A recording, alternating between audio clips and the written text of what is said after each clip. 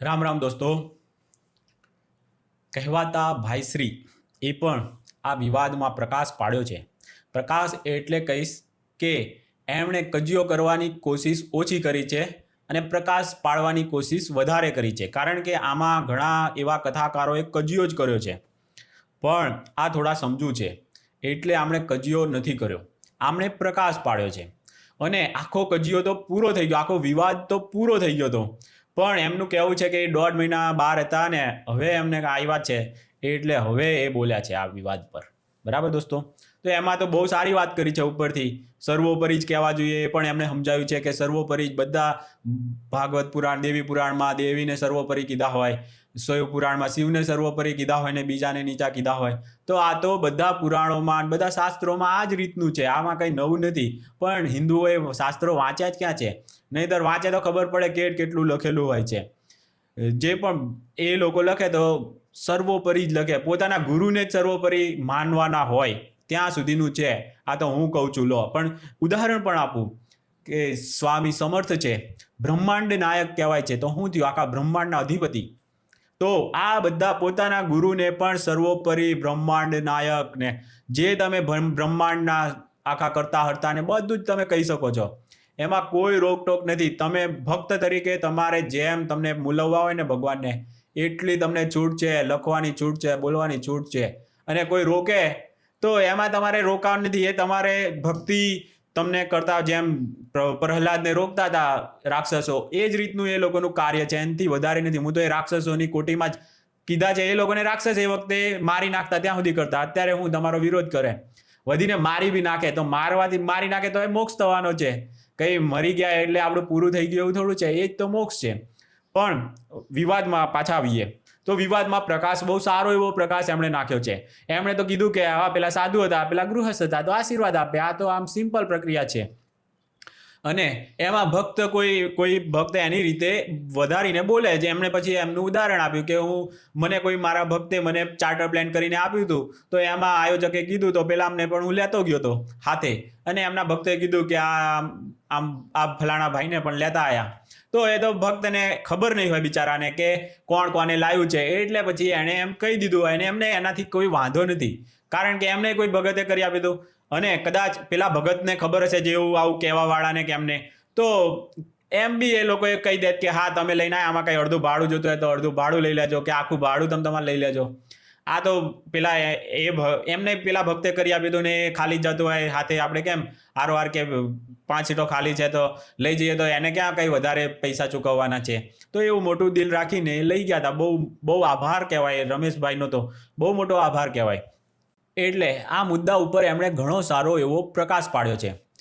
મેં પછી થોડુંક સર્ચ કર્યું હતું, તો આ ઘણા બધા વૈદિક કાળથી ડખાઓ ચાલે છે દોસ્તો. વૈદિક કાળથી આજની તારીખ સુધી ડખાઓ ચાલે છે.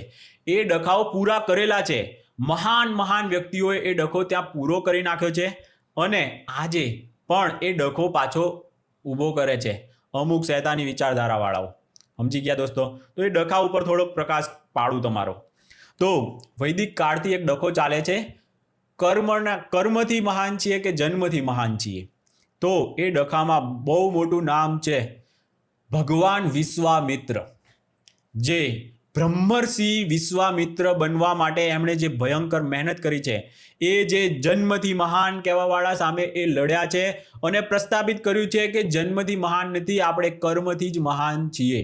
કર્મથી તમે બ્રાહ્મણ પણ બની શકો, એ વસ્તુ. અને એમણે જે વસ્તુ કર્યું છે જબરજસ્ત. આર્ય અને અનાર્ય, એ વખતે વૈદિક કાળમાં આર્ય અને અનાર્ય, અમુકને અનાર્ય કહેતા, અને આર્ય એટલે શ્રેષ્ઠ કહેવાય છે આમ. અને જે પણ હશે એ વખતની વ્યાખ્યા પ્રમાણે કે આજની વ્યાખ્યા પ્રમાણે, તો અનાર્યને પણ બ્રહ્મ જેવા મહાન બનાવ્યા છે. કેવી રીતે? તો એ આખું વિશ્વામિત્રને બદનામ, જેમ અત્યારે બાજારું મીડિયા કરે છે ને, એવી રીતે પૌરાણિક સાહિત્યોમાં એમને ભયંકર બદનામ કર્યા છે. પણ આપણી પાસે મગજ છે દોસ્તો, આપણે વિચારવું જોઈએ કે આનું પાસું, અસલી પાસું શું છે વિશ્વામિત્રનું. તો મને એક હમણાં પુસ્તક દ્વારા જાણવા મળ્યું, વિશ્વામિત્ર કેટલા મહાન વ્યક્તિ છે. આખો ઋગ્વેદનો 3જો જે આખો ખંડ છે એ આખો એમણે રચેલો છે, બોલો, વિશ્વામિત્રએ. જે વેદો આપણા સનાતન સંસ્કૃતિનો આધાર છે ને, એ આધાર જ એમણે બનાવેલો છે, પાયો જ એમણે બનાવેલો છે. બોલો, એમાંથી દરેકને એક પણ સનાતનીને કદાચ ના આવડતું એવું બને નહીં. આખો ઋગ્વેદનું કદાચ નામ પણ, 4 વેદના નામ પણ નહીં આવડતા હોય ને, એ લોકોને પણ ગાયત્રી મહામંત્ર યાદ હશે જ. કદાચ તમને નહીં ખબર હોય કયા કયા આપણા શાસ્ત્રો છે ને બધું છે, એ બધી નહીં ખબર હોય, પણ ગાયત્રી મહામંત્ર આપણને ખબર જ છે. અને એ રચનાકાર, એ મહાન ભગવાન વિશ્વામિત્ર છે દોસ્તો. હવે આવા વ્યક્તિ વિશે કેટલું ભયંકર લખાયું છે કે એ ક્રોધી હતા, એ ષડયંત્રકારી હતા, કપટી હતા, અને આવા હતા ને તેવા હતા. દોસ્તો, ગાયત્રી મંત્ર એવો મંત્ર છે ને, કોઈ હિન્દુ હોય ના હોય, બધાને, આખું દુનિયાને હિન્દુ બનાવવાની ક્ષમતા ગાયત્રી મંત્રમાં છે. આવો રચનાકાર એ ખુદ કેટલો મહાન હોય દોસ્તો. પણ એના વિશે અનાપ શનાપ ખાલી એટલા માટે જ કે એ વ્યક્તિએ એ જન્મથી મહાન, અને એ જન્મથી જ જે હોય કે પુરોહિત જે કહેવાતા હોય, તો આ વ્યક્તિએ છે ને પોતે ક્ષત્રિય રાજા હતા. એ પદ એમણે મૂકી દીધું રાજાનું, અને કે એણે પુરોહિત કે કેમ ના બની કાંઈ, બની છે કાંઈ, અને એ પુરોહિત બન્યા દોસ્તો. જબરજસ્ત કાર્ય એમણે કરીને બતાવ્યું. અને બ્રહ્મર્ષિ, આખા બ્રહ્મર્ષિ બન્યા. એટલી તાકાત એ વ્યક્તિમાં હતી. કારણ કે આવા ફાલતુ 2 કોડીના લોકો તો કહેવાના જ છે, તમારામાં પોટેન્શિયલ હોય તો તમે શું કામ ના બની શકો? તમારામાં પોટેન્શિયલ હોય તો તમે કર્મકાંડ કેમ ના કરી શકો? તમારે કરવું હોય યજ્ઞ તો કેમ ના કરી શકો? એના માટે જે ભણવું પડે, જે યોગ્યતા જોઈએ, એટલી યોગ્યતા આપણે કેળવી લઈએ. એટલા કર્મથી, આપણે મહેનતથી એ વસ્તુ કેળવીએ અને બની શકાય. કેમ ના બની શકાય? તો આ ભાઈશ્રીને કંઈક એ સવાલ પૂછવામાં આવ્યો કે SC ST OBC કર્મકાંડ કરી શકે કે નહીં? તો ત્યારે આપણે જીગરથી કહેવું જોઈતું હતું આ વિશ્વામિત્રના રસ્તો, કે વિશ્વામિત્રએ કરીને બતાવ્યું છે અહીંયા કર્મથી કોઈ પણ તમે યોગ્યતા કેળવી શકો છો. પણ એ તર્ક કેવા આપે છે દોસ્તો? એ તર્ક આપે છે કે પરમાણુ શક્તિ બધા પાસે નથી, બધા એની યોગ્યતા નથી, આમ નથી, તેમ નથી. આવું તુચ્છ ઉદાહરણ આપે છે જન્મના જાતિને, એને શું કહેવાય, એના આવી ખોટી વસ્તુનો સમર્થનમાં આવી બધી તર્ક અને દલીલો આપે છે. દોસ્તો, પરમાણુ શક્તિમાં જ ખાલી વિચાર કરીએ ને તો એટમિક તાકાત આપણે આપણી ક્ષમતાથી બન્યા છીએ, કોઈની દયાથી નથી બન્યા. અને અમેરિકા જ કહેતું હતું કે કોઈ એટમિક પાવર ના થશો, અને થશો તો અમે આમ કરી નાખીશું, તેમ કરી નાખીશું. પણ રોકે એની માને ઠોકે. અટલ બિહારી વાજપેયીએ છે ને એને કરી બતાવ્યું કે એટમિક તાકાત અમે બનવાના છે. તું કોણ હતો? તારી ઓકાત શું છે? અમેરિકાને ઓકાત બતાવી હતી. એણે પ્રતિબંધો લગાવ્યા, અને બધું એના પ્રતિબંધોની 80 કે 83 કરીને એટમિક તાકાત બની ગયું. આખો જ એ બધાને ખબર છે કે આખો એ આપણે ફોડીને બતાવી દીધો હતો એ આખો પરમાણુ બોમ્બ આખો, અને આખી દુનિયાને બતાવી દીધું કે અમે એટમિક તાકાત છીએ. તો આ જ કાર્ય વિશ્વામિત્રએ કર્યું હતું. કે કોણ છો તમે? તમારી ઓકાત શું છે? અહીંયા ભગવાને ભગવાન બનવાની ક્ષમતા આપી છે. આ કુદરતે તમને છે ને માનવમાં થઈને તમને ભગવાન બનવાની ક્ષમતા તમને આપી છે. તમે કોણ છો ભાઈ? તો આ પક્ષમાં બોલવું જોતું હતું, પણ આ લોકો સાચું જ્ઞાન નથી આપતા. નહીતર તો એમનો પાખંડ ચાલવાનો નથી. આજે તમે વિચાર કરો કે કોઈ પણ ને તમે કેમ રોકી શકો? દરેક કુળમાં એવા ભક્ત માણસ જન્મે છે જેને એમાં રસ હોય. પૂજારી બનવામાં પણ રસ હોઈ શકે કોઈને યજ્ઞ કર્મકાંડ કરાવવામાં અને કરવામાં એમાં રસ હોય. તો તમે એ વ્યક્તિનું તમે એના સપનાને તોડી કેમ શકો છો દોસ્તો? આજે કોઈ વ્યક્તિ મંદિરમાં જાય અને આરતી ને એવું જોવે, અને એને એમ થાય કે મારે પણ આવી રીતનું આરતી ને એવું કરતા, મારે આવા પૂજારી જેવું કામ મારે કરવું છે. તો એને જન્મ ફલાણી જાતિમાં છે એટલે તમે એને રોકો. આ કેટલું યોગ્ય છે? કુદરત સૃષ્ટિની વિરુદ્ધ છે આ વસ્તુ. આ લોકો પાખંડીઓ સમજતા જ નથી. એ લોકોને બસ અમારો જ અધિકાર છે, અમારો જ હક છે. આમાં આવા હક લે છે. અણહકનું ખાઈને આજે શું દશા થઈ છે? આજે તો એમના જ એ લોકો કરવા જ રેડી નથી. એટલે તો બધા સરકારી નોકરી જો વર્ણ વ્યવસ્થા પ્રમાણે જોવા જાય ને તો નોકરી એ તુચ્છ આમ શુદ્ર કાર્ય કહેવાય. એ તો કરાય જ નહીં. તોય અત્યારે સરકારી નોકરી પાછળ બધા જ પડ્યા છે ને. કોણ નથી પડ્યું? 18 વર્ણના લોકોમાં સરકારી નોકરીનો ભયંકર સારો એવો ક્રેઝ છે. એનું કારણ શું છે? કારણ કે એ જે વર્ષો જૂની એ જે કામ કરતા આવ્યા હતા ને, એમાં એટલું કંઈ હવે લેવાનું જ નથી. અત્યારે તમે મિનિમમ વેજ કરતાં પણ પૂજારીનો વેજ જોશો ને, પગાર ધોરણ જોશો તો હાવ ઓછું હશે. હાવ ઓછું. એ કર્મકાંડ કરવાવાળાનું પણ હાવ ઓછું હશે. તો આમને બધા માટે દ્વાર ખોલી દેવા જોઈએ. જે લોકો દ્વાર ખોલે છે ને એ લોકોની પ્રગતિ નિશ્ચિત છે.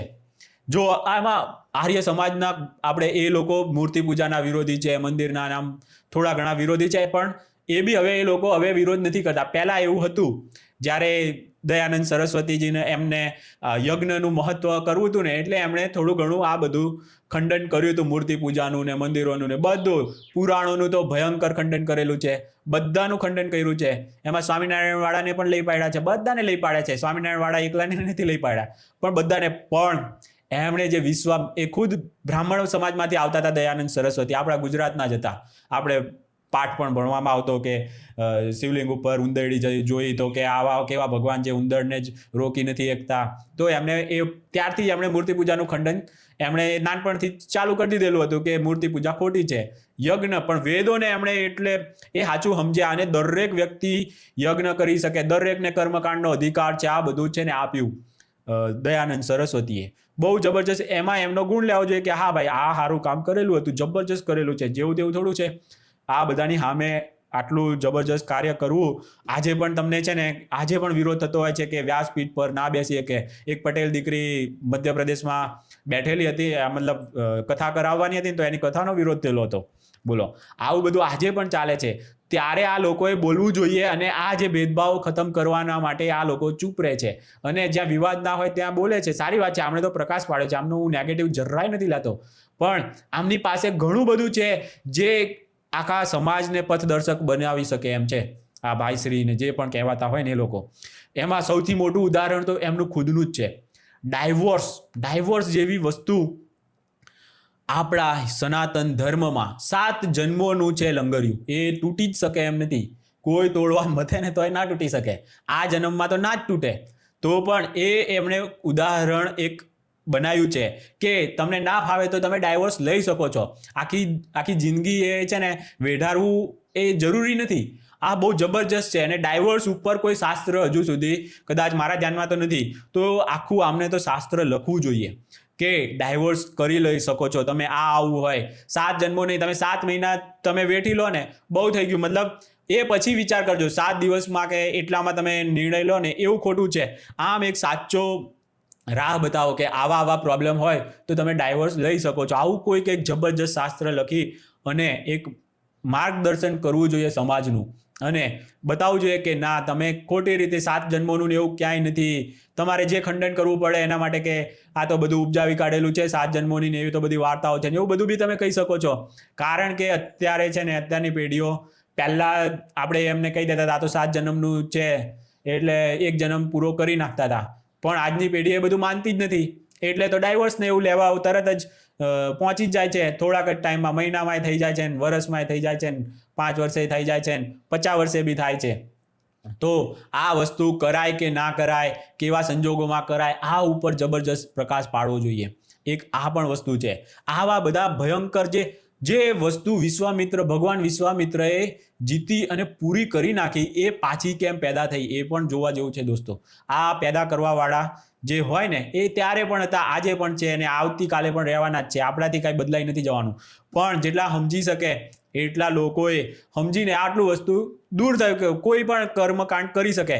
ગાયત્રી પરિવાર, મહિલાઓને યજ્ઞનો અધિકાર નથી ને આવું બધું ચાલતું હતું, પણ એ લોકોએ કેટલા જબરજસ્ત ફ્રીડમ આપી.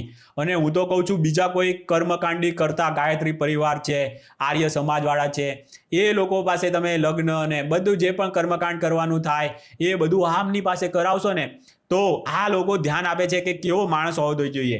અમુક લોકો ધ્યાન આપે કે જન્મથી બ્રાહ્મણ હોવો જોઈએ અને પછી જેમ હોય ને એમ ચાલી જાય. અમુક માવાય ખાતા હોય, અભક્ષ્ય વસ્તુ બી ખાતા હોય, ગાળો બી બોલતા હોય. આવું બધું ના ચાલે. આની ઉપર વધુ ફોકસ હોવું જોઈએ કે જન્મથી હોવું જોઈએ. દોસ્તો આ વિચાર કરો, જે વસ્તુ પર ફોકસ હોવું જોઈએ. અભક્ષ્યમાં તો લસણ ડુંગળીનું પણ કહી દીધું છે, એ પણ ના ખવાય. બોલો, લસણ ડુંગળી બહારનું એ ના ખવાય ને, લસણ ડુંગળી ના ખવાય ને. આ ખાલી સ્વામિનારાયણવાળાનું નથી બનાવેલું. આ બધું જે બ્રાહ્મણ હોય ને એના માટે લખાયેલું છે કે એ લોકોએ અભક્ષ્ય વસ્તુ ના ખવાય અને એમાં ડુંગળી લસણ ના ખવાય. એ તો ખાસ આમ સ્પેસિફિક કીધેલું જ છે. તો આવા બધા નિયમો પાળતા હોય એ લોકોએ યજ્ઞ કરાવાય, એ લોકોએ કર્મકાંડ કરાય, એ લોકોએ કરાય, જન્મથી નથી. જે આવા બધા નિયમ પાળતો હોય, આપણે જેને છે ને સમાજમાં ભગત માણસ કહીએ છીએ ને, એવા ભગત માણસોએ જે કોઈનું આમ ખરાબ પણ ના વિચાર કરે, ખરાબ ક્યારેય બોલે નહીં ને, એવા વ્યક્તિ પાસે કરાવવાનું હોય તો છે ને 7 જન્મો વાળું છે ને હરખું ચાલે. નહીંતર તો આ જન્મ બી અઘરો પડી જાય. થોડુંક કર્મકાંડનું તો બી છે ને ભાઈ, થોડું ઘણું લગ્નનું ને એનું બી તો છે જ કે એમાં એ મંત્રોથી ને એનાથી સારા તમારા સંસ્કાર પડે તો કમસે કમ આ જીવન તમારું હેમ ખેમ સારામાં સારી રીતે પૂરું થઈ જાય. તો આ વસ્તુ બી તો શીખવે છે ને આપણા કર્મકાંડ દ્વારા. આવા જ બધા સંસ્કાર પાડે છે, 16 સંસ્કાર કીધા છે. તો એ આ બધું શીખવવાની વસ્તુ છે કે એનાથી તમે તમારું જીવન સારામાં સારી રીતે જીવી શકો. પણ એવા માણસ બી તો કરાવવાવાળા માણસ બી તો સારા હોવા જોઈએ ને, માણસ તરીકે બેસ્ટ હોવા જોઈએ. આ બધું નથી જોતા આપણે. અને બસ કે આમના વર્ષોથી પેઢીઓથી ચાલતું આવે છે એટલે એ છોકરો કરે છે, એ વસ્તુ ના હોવી જોઈએ દોસ્તો. એના રસથી એ વ્યક્તિ કરે છે, એને બિચારાને બીજું કરવું હતું અને આ એના બાપ દાદા કરતા હતા એટલે કરવું પડે છે. એટલે એ કંઈ એમાં શું ભલીવાર આવવાનો? તમે જ વિચાર કરો કે પરાણે કોઈ વસ્તુ એના બસ રોજગાર સમજીને કરતો હોય, આવી બધી રીતે જે કરાવતો હોય એમાં શું ભલીવાર હોય? તો આ વસ્તુ જે સનાતન મૂલ્ય, જે સનાતન ધર્મમાં જે આ મસ્ત સારામાં સારો કોન્સેપ્ટ છે કર્મકાંડ વગેરે આ બધું, તો એનો લુપ્ત છે ને એના ઉપરથી લોકોનો ભરોસો ઉઠવા માંડે છે. કારણ કે માણસો એવી રીતનું કરાવે કે માણસો એવા જુએ કે સારો માણસ કરે તો કર્મકાંડ ઉપર આખી દુનિયાને છે ને ભરોસો કરવો પડે. આખી દુનિયાને, આપણે તો ઠીક બીજાને પણ કરવો પડે, વિધર્મીઓને પણ કરવો પડે. એ એટલું જબરજસ્ત આ વસ્તુ બની શકે એમ છે. પણ આને છે ને અમુક લોકો બસ છે ને પોતાનું એમ અમારો જ હક છે એમ કરીને છે ને પેલું બંધિયાર પાણી હોય ને ગંધાયા કરે એવું પછી કરીને રાખી મૂકે છે. જ્યારે આખું દુનિયા માટે છૂટું મૂકે આ વિશ્વામિત્ર જેવા વ્યક્તિ, એણે એ વસ્તુ વૈદિક કાળમાં કરી નાખી તો હજુ પાછું આ ઘુમડિયું કોણ ગાલે છે પાછું? આ એ જ સમજાતું નથી ને. પણ એ જ વસ્તુ આપણે વિશ્વામિત્ર ભગવાને આપણને રસ્તો બતાવે છે કે કોઈ પણ વ્યક્તિ એને રસ હોય ને એ વસ્તુ કરી શકે. એને એમ છે, એમણે છે ને યુદ્ધ કરતા પણ ક્ષત્રિય બનાવ્યા હતા. જે નતા યુદ્ધ કરતા એ શુદ્રમાં આવતા હશે કે વૈશ્યમાં આવતા હશે, એ લોકોને યુદ્ધ કરતા પણ કર્યા હતા, બોલો. અને પુરોહિત ખુદ બન્યા હતા, ખુદ પુરોહિત બન્યા હતા બધાના, ખુદ ભગવાન રામના એ ગુરુ, બોલો. લો હવે આનાથી મોટું શું જોઈએ? આખું સ્વર્ગ એમણે અહીંયા રચી દીધું હતું, બોલો. સ્વર્ગમાં આ લોકોનો અધિકાર નથી તો અહીંયા તિબેટમાં એમણે સ્વર્ગ બનાવ્યું, બોલો દોસ્તો. આટલા દુનિયાના શક્તિશાળી વ્યક્તિ એ વિશ્વામિત્રને આપણે ભૂલી ગયા છીએ. આ પુસ્તકનું જ નામ છે અનસંગ હીરો, એટલે કે ભૂલાયેલા આપણા આદર્શ. એ લોકો વિશેનું આ પુસ્તક મેં વાંચ્યું ને એમાંથી આ વિશ્વામિત્રનો મહિમા બહુ જબરજસ્ત છે દોસ્તો. ગાયત્રી મંત્ર ઓમ ભૂર્ભુવસ્વઃ એ ખાસ આપણે બધા એનાથી તો જાણીતા જ છીએ. બધાએ ગાયત્રી મહામંત્રનું નામ તો સાંભળ્યું જ છે ને. તો એ ગાયત્રી મહામંત્રના રચયિતા એ ખોટા હોય જ નહીં. આટલો વિશ્વાસ તો આપણે કરવો જ પડે. દરેક ઋગ્વેદ વેદોમાં માનીએ છીએ ને તો આપણે એ વિશ્વાસ કરવો જ પડે કે કર્મથી છે જે પણ છે એ. અને વર્ણ વ્યવસ્થા તો ક્યારની એ નાબૂદ થઈ ગઈ. પછી આવી જાતિ વ્યવસ્થા પણ નાબૂદ થઈ ગઈ. જાત ક્યાં થઈ જાત, પણ હવે બધાને બર્થ સર્ટિફિકેટ ને આવું બધું કરી નાખ્યું છે, જાતિ પ્રમાણપત્ર ને એવું બધું. એટલે આ બધું પાછું નવા સંવિધાનમાં પણ એ વસ્તુ આવી ગયું છે. એટલે જાતિ છે પણ આપણે જાતિવાદ નહીં કરવો, મતલબ ખોટું કોઈને આ ના કરીએ કે તે ના કરીએ કે એવા બધા છે ને ભૂમડિયા નહીં નાખવાના અંદર. આ વસ્તુ આમ કોન્સેપ્ટ આ તો ક્લિયર જ હોવો જોઈએ. કોઈ પૂછે કે કર્મકાંડ SC ST OBC કોઈ પણ શુદ્ર એ કરી શકે કે નહીં, તો ચોખ્ખો જ આમ જવાબ હોય કે કોઈ પણ કરી શકે. સંસ્કૃત ભણીને કરી શકે. આ અભક્ષ્ય વસ્તુ ગાળો ના બોલતો હોવો જોઈએ. આવો કોઈ પણ વ્યક્તિ હોય, સંસ્કૃતનો થોડો ઘણો વિદ્વાન હોય, એને કરાવતા કર્મકાંડ આવડતું હોય, શીખ્યો હોય તો કરી શકે. શું કામ ના કરી શકે? આવો ચોખ્ખો અને સ્પષ્ટ જવાબ આપવાનો હોય, એના બદલે છે ને ગોળ ગોળ ઘુમાઈને ખોટી વસ્તુ માટે છે ને તર્કો આપે છે. એ સાંભળીને મને તો આપણે તો ફૂલ આદર છે. આમાં જો લગારે એમના ભાઈશ્રીના ભક્તોને જરા પણ એવું દુઃખ લાગ્યું હોય કે આમાં હું ખોટું એવું બોલ્યો તો આપણે માફી માગી લઈએ છીએ. કદાચ બની શકે મારાથી બોલાઈ ગયું હોય એવું, મને ના ખબર હોય અને અમને લાગે કે આ તો આમનું અપમાન કરી નાખ્યું, તો આપણે અપમાન નથી કર્યું. જે વસ્તુ છે ને સાચી એ કહેતા શીખવું જોશે. અને એ નથી કીધું તો આપણે કહી દીધું છે.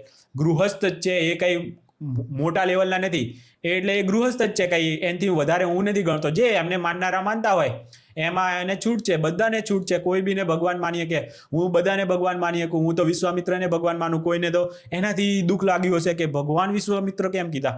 તો બની શકે છે ભાઈ, હું જેને ધારું ને એને હું ભગવાન કહીશ. હું તો મારા ત્યાં આવે ને મહેમાન એને પણ ભગવાન માનવાનું કીધું જ છે. માતૃદેવો ભવ, પિતૃદેવો ભવ, અતિથિ દેવો ભવ, આવું બધું કીધું જ છે. માણસ મા બાપને પણ ભગવાન કહી શકે, મહેમાનને પણ કહી શકે અને બધામાં ભગવાન જોઈને બધાને ભગવાન કહી શકે તત્વમસી તમે જ ભગવાન છો, અહમ બ્રહ્માસ્મિ હું જ ભગવાન છું, હું ખુદ પણ એમ કહી શકું કે હું જ ભગવાન છું. આટલી છૂટ આપે છે. પછી બે કોડીના કોઈ બીજાનું મારે ક્યાં સાંભળવાનું જ હોય. આટલું છે. અને મારું પોતાનું હું શાસ્ત્ર બનાવીને હું આનાથી બી વધારે કંઈક આગળ પણ કહી શકું. આટલી પણ છૂટ છે. શાસ્ત્રો પણ તમે રચી શકો અને તમે જે રચના કરવી હોય સનાતન ધર્મના ઉત્થાન માટે કરી શકો છો. તમને એટલી બધી છૂટ છે જ. એટલે તો આ લોકો જે ખોટું છે એને પણ સાચું કરવા મથે છે. તો આપણે તો સાચાને સાચું કહેવાનું છે. તો એમાં કોઈના બાપની ડર નથી રાખવાનો. બરાબર દોસ્તો? ચાલો, આજે પણ વધારે લાંબો વિડીયો થઈ ગયો છે, પણ જે કહેવું હતું એ ટૂંકમાં કહીને પૂરું ના થઈ શકે એટલા માટે આપણે આ કહેવું પડ્યું છે. ચાલો દોસ્તો, રામ રામ. ફરી કોઈ વિડીયોમાં મળશું.